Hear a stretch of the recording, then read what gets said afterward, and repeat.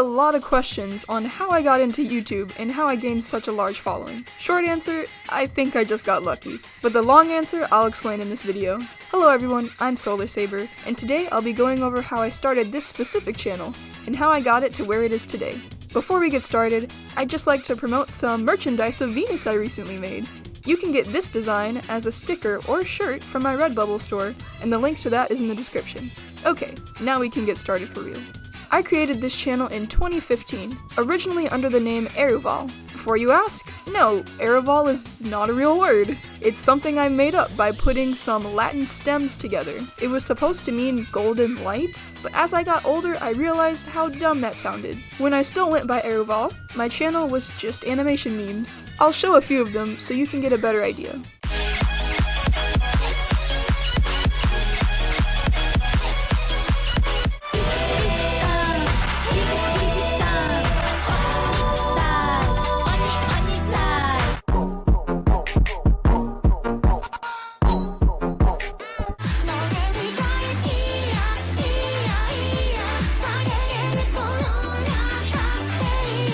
Animation memes were cool and all, but over time, I got tired. Sure, they got attention, but that's only because everyone was doing them. Nothing I made was original, and when I actually did do an original animation, I barely got any views, which was really discouraging. So, around 2018, I discovered furry YouTube. Yes, I was a furry before 2018. I've been one since 2014, in fact. But when I say furry YouTube, I mean YouTubers who focus specifically on furry content. The animation meme community can kinda be considered furry YouTube, but when I think furry YouTube, the first thing I think of are people like Majira Strawberry and Pocari Roo. Anyway, I thought, hey, those people are making original content, and people like it, and it looks fun. The only problem was, I thought I couldn't get very far in the furry YouTube department because I didn't have a fursuit at the time. Then, I discovered Beta Ada Delota's videos. His use of character stills in his awesome videos heavily inspired me,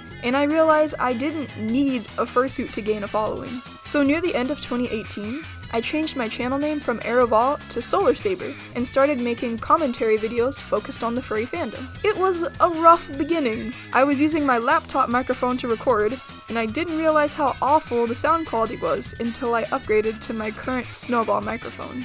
As for how I gained my following, I'm not entirely sure, but I'll go over what I believe definitely helped. First of all, having good quality video making equipment is really important. There was a noticeable increase in my subscriber count when I upgraded my microphone. As I said before, my laptop microphone was just not cutting it. Secondly, you have to upload consistently. When I first started, I was uploading videos once a week. Because viewers knew they were going to get new content every week, they were more likely to stick around. Now I upload every other week due to adult life catching up with me, but it's still a consistent upload schedule.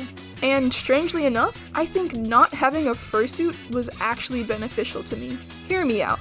I use character stills for my videos. Character stills are really visually appealing, and you can have a range of emotions expressed across them, unlike a fursuit where there's just the default face. I'm aware that a large portion of my fanbase are children. Cartoon-looking characters attract children, and children watch a lot of YouTube. So yes, I think using character stills instead of a fursuit for my videos gets me more views. Aside from the fact I don't have a great camera, it's actually the reason I still use character stills even though I own a fursuit now.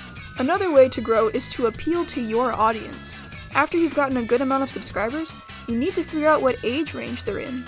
As I said before about knowing a lot of my audience are children, I know this because I go through all of my comments even though I don't respond to all of them. I hope it doesn't sound weird, but I know how children type.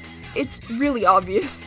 And you can't rely on YouTube statistics showing you what your subscribers' ages are because people lie about their ages. When you have access to the community tab, you can also just create a poll and ask your subscribers what age they fit into. Anyway, after I figured out who my audience was, I made a few videos targeting them. The most blatant one was my Young Furries Listen Up video, and just look at how many views that got. Even a whole year later, that is my most viewed video. Know your audience and target them. And this isn't a long point, but interact with your fans. I can't possibly respond to all of my comments, but I reply to a few sometimes. It's important for them to know you care about what they have to say. I do live streams where I respond to people in the chat, but my laptop is old and wasn't exactly built for live streaming. To the next point, you need to promote yourself. When I first started this channel, I posted about it on my Tumblr, Twitter, Instagram, and my DeviantArt when I still had one. The first few times I uploaded a video, I would upload the link to all those sites as well. You can try to rely on YouTube's algorithm, but that's not always going to work in your favor. Lastly, you need to make sure your content is, well, good. You need to make sure it's something your audience will actually care about watching, and that it's well made. I don't just sit in front of a microphone and say the first thing I think of. I write scripts. I revise my scripts. I plan my videos. I make sure my information is correct. Some videos I have to do actual research for, and when I read my scripts, I make it sound like I'm just casually talking, not like I'm reading off of a sheet of paper, even though that's what I'm doing. You have to put a lot of time aside for video making if you're going to be serious about it. And that's how I started this YouTube channel. Do you think this information will be helpful to you? Let me know in the comments. Thank you so much for watching, and remember, shine bright.